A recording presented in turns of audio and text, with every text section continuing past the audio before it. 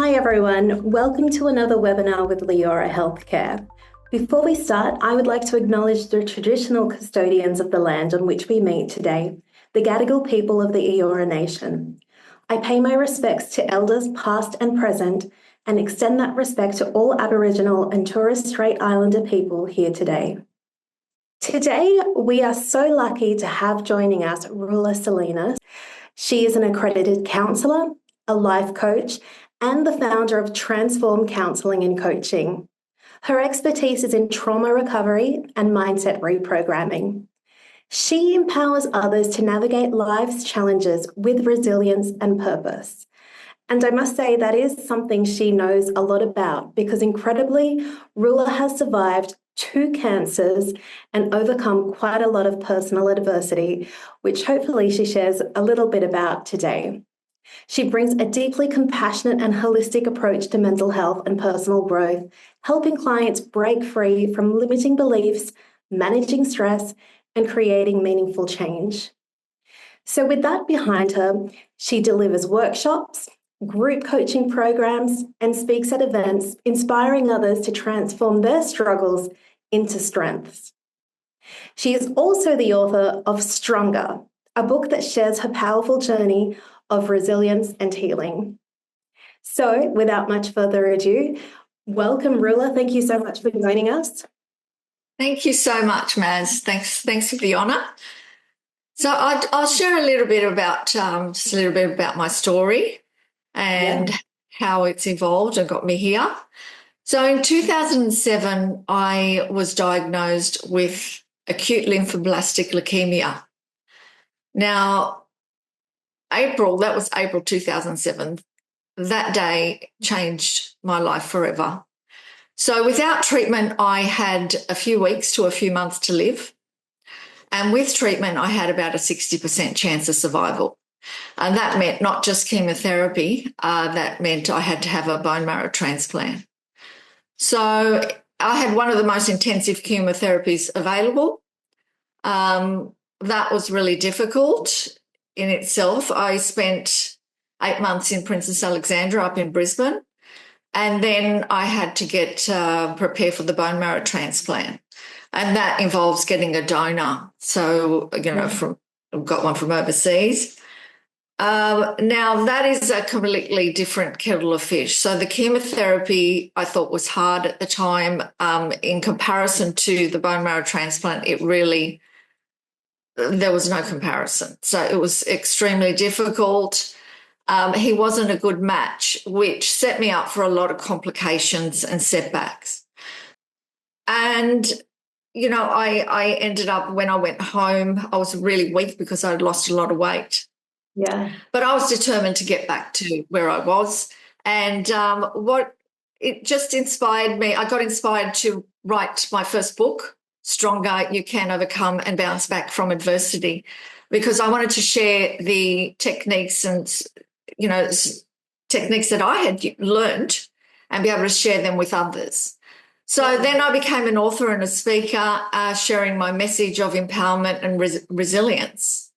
For many years I did that, and I've spoken on many platforms.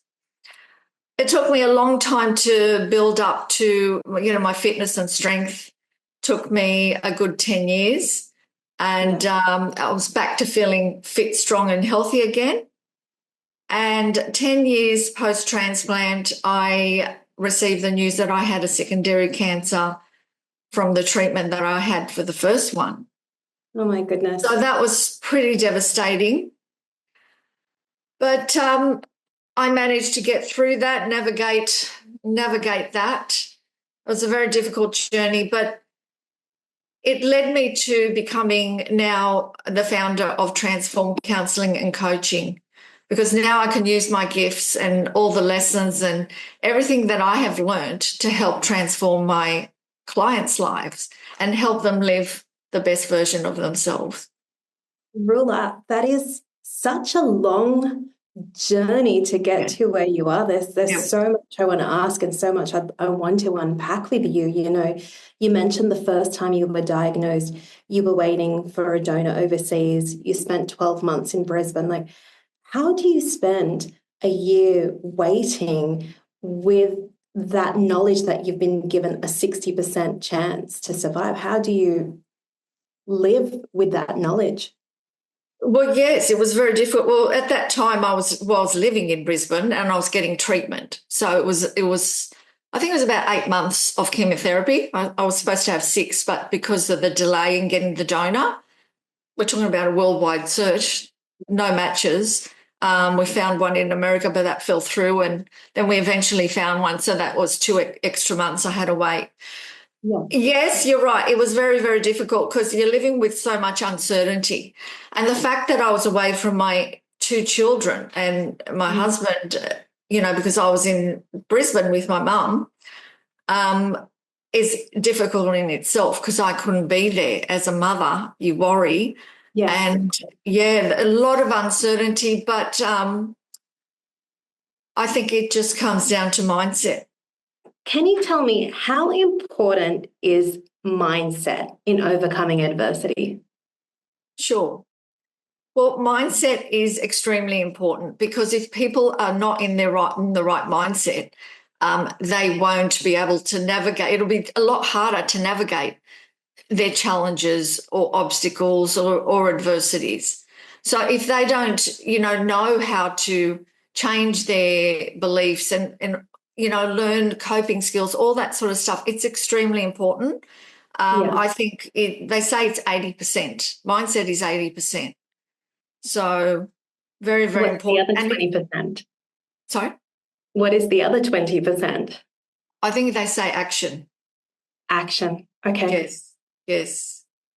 If you're relying heavily on your mindset, that's a lot of burden, I think, for anyone to carry, particularly when people are going through the toughest times in their lives. So who did you lean on during this time in your life? Yeah, good question. I think I had one session, one with a counsellor. I found we did some creative things in the hospital. I found that very therapeutic, so that was good. I read a lot of books. Mm-hmm. I kept really busy, so I had my laptop and I was doing stuff. Obviously, not on the days where I was extremely sick or when I could. So I kept busy. I really did. I kept myself as busy as I could. I think that's because you can't share. I don't know. I just found it. I needed to read inspiring stories as well that other people had done things. So I kept myself as positive as I could. Yeah. That's what I focused on. Yeah. Roula, how do relationships and support systems impact one's ability to overcome challenges? Yeah, good question. So extremely important. Relationships and support networks are very, very important to help people overcome challenges, to help be their support network. They say there's a higher recovery rate. I think even in hospital when I was there, they even mentioned to me that there's a higher recovery rate with people that have families or have a support network that come there. Wow. So because they have that emotional support to lean on, or friends, or even with counselling. So it's extremely important.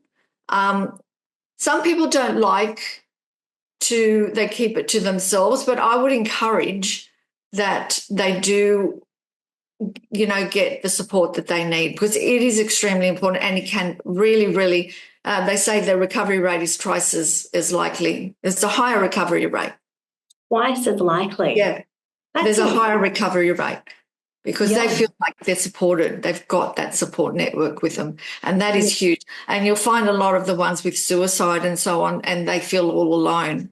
So you don't want to be, isolated. You don't want to be in that space where you feel like no one cares. There's people that care. There's people that will help you.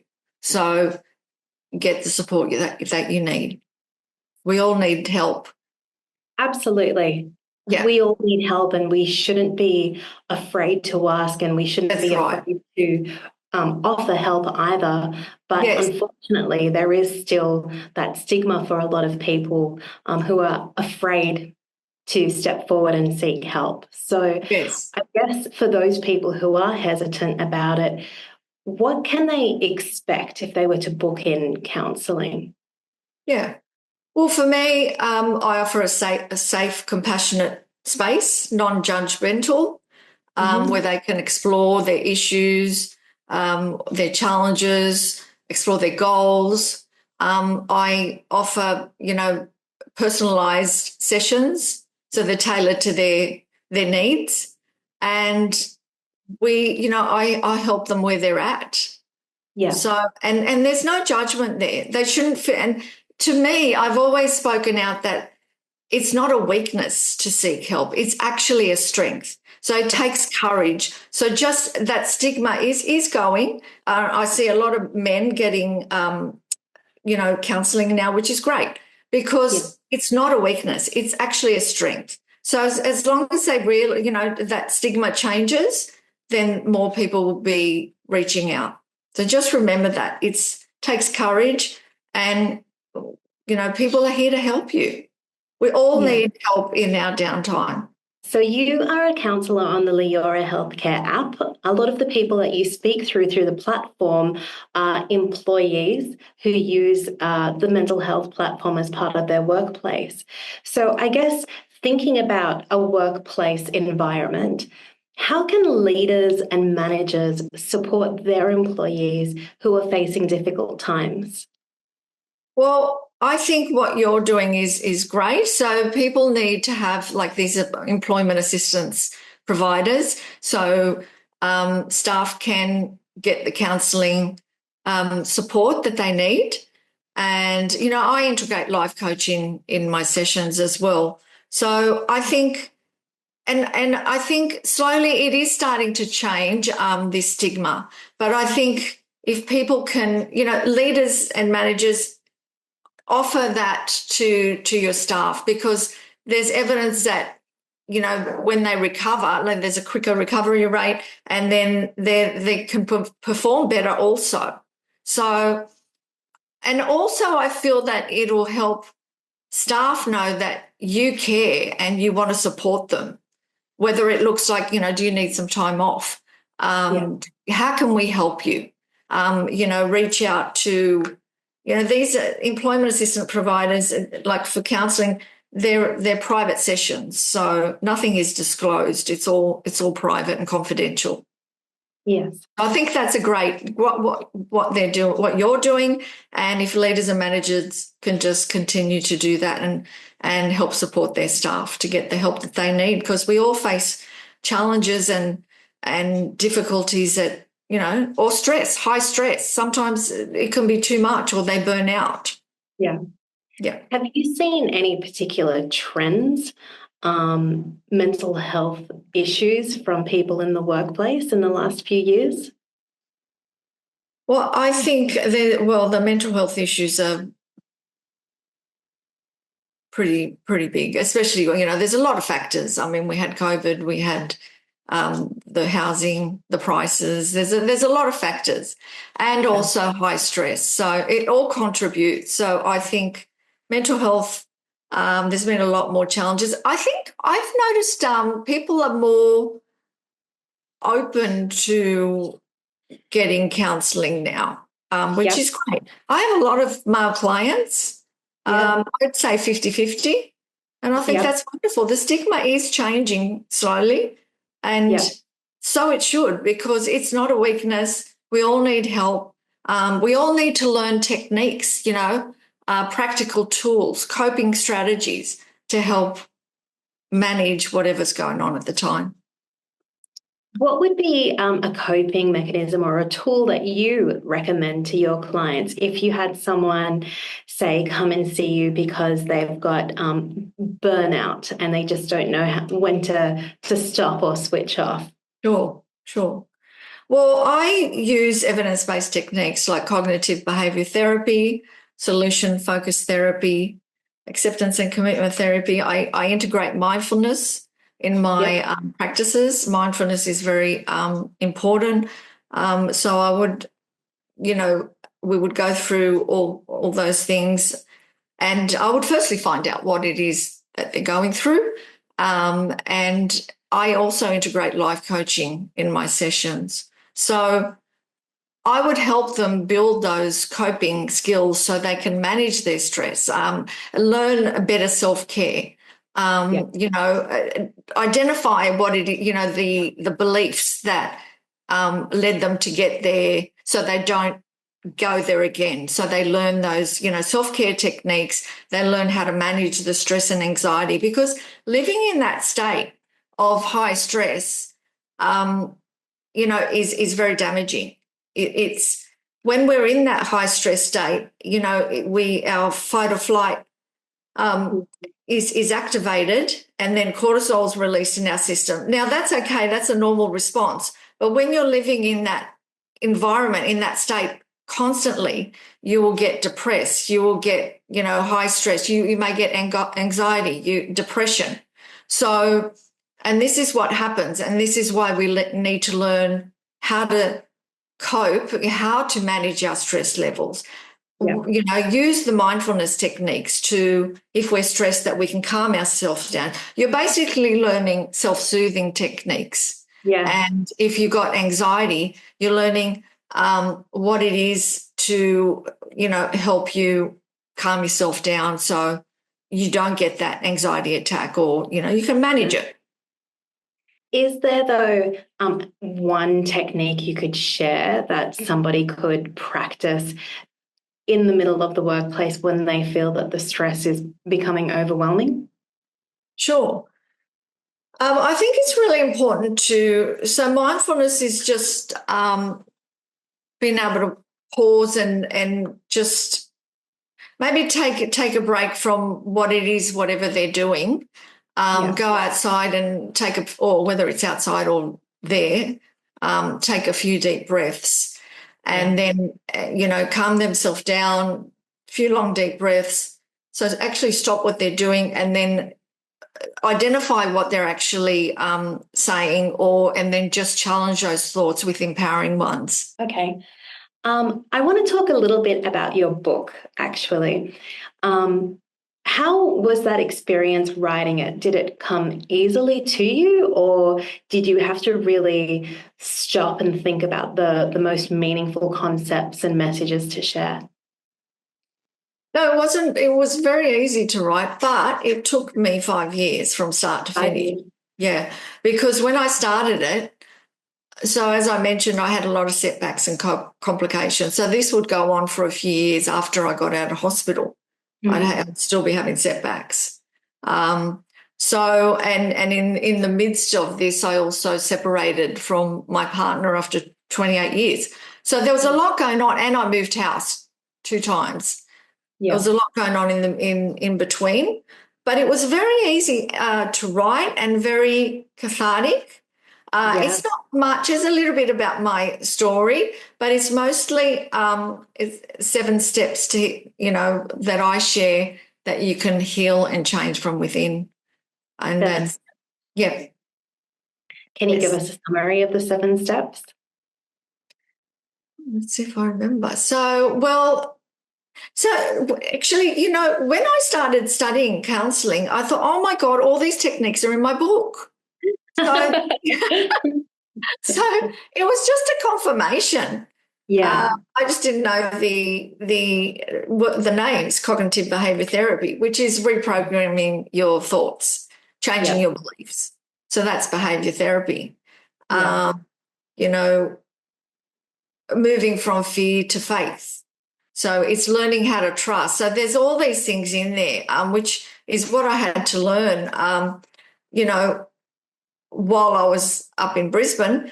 And it's about also surrendering, letting go of worry and fear and moving into faith. So it's more moving into a faith mindset and trusting the process of life. And so those are all in there. Acceptance and commitment. therapies in the way of, forgiving, accepting what's happening now. That's all in there. So reprogramming your mindset's very much in there, but also the other ones like acceptance and commitment therapy and goals, and that we have to take actions. You mentioned one of your setbacks being you were moving while you were going through all of these experiences. I think for a lot of people, they might just assume moving, everybody does that every day, everywhere in the world. But I think perhaps people discount the fact that change can be a really, they underestimate the impact that has on your everyday life. Would you agree? I don't think they underestimate it, because they say buying a new house or moving house is one of the most stressful things that you can go through. I think most people know it's very stressful. And doing that on my own after 30 years with someone and not being like, have like sort of being exhausted or whatever. So it was difficult. It was difficult. So, I don't think it's just, it's not like changing jobs or something. You're actually packing up your whole house and then organising the fire. And there's a lot that goes in there. Yeah, with that. And there's a lot of stress that comes with packing up a moving house. I guess it really represents the unknown when you're presented with change, whether it be. Yes, that's another thing too. There's uncertainty there. Yeah, that's true. So, yes. And that goes back to what you're saying about even though something might be unknown, it's about trusting the process and having faith in life itself. Very much. Yeah. And we do get into that fear mindset, but trusting the process of life, trusting how things work out. Yeah. And faith is a big one. Yeah. That's beautiful. What advice would you have for someone who feels really stuck in their struggle? Yeah. Okay. So my advice would be to try not to focus on what's going wrong. Okay. Focus on what you can change.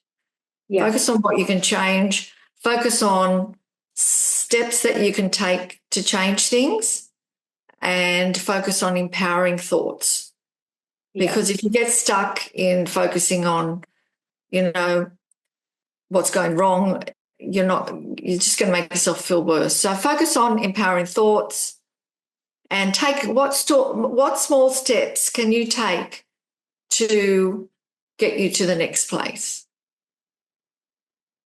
I guess when you say that out loud, the way I interpret that is if you're stuck, there's almost no point worrying about what you can't control because you can't control it. Exactly. What you're saying is focus on what you can change and what you can influence. That's exactly right. And that's why I talk about in my book and also with my clients, letting go of that control, because we can't control what happens. I can control, things. You just had to learn how to trust. And when you do that, you move away from fear and worry, and you move away. And it's not to say you'll never be fearful again, but you move away from that mindset into a place of this, what can I do to help me get from here to here? If they're stuck in limiting beliefs, if they don't know how to change it, look, read some books, get some help with a counsellor. There's ways that you can change it. Maybe some people don't know how to, because they're stuck on autopilot. Generally, that's what happens most of the time. Yeah, but if they're struggling with, I like what you just said about, it's not like you'll never be fearful again. I once read or heard somewhere that being brave isn't the absence of fear. It's just recognizing that action is more important. Yes. And I also would back that up with having trust and faith. There's a higher power or something out there that is far bigger than us. And I trust the process of life. And that's really helped me be able to, get through. It wasn't, I'm not saying it's easy to do, but, it's letting go of that control. Absolutely. Yeah. Well, thank you so much for sharing your time and your wisdom with us today, Roula. We My deeply pleasure. appreciate it. Thank you so much.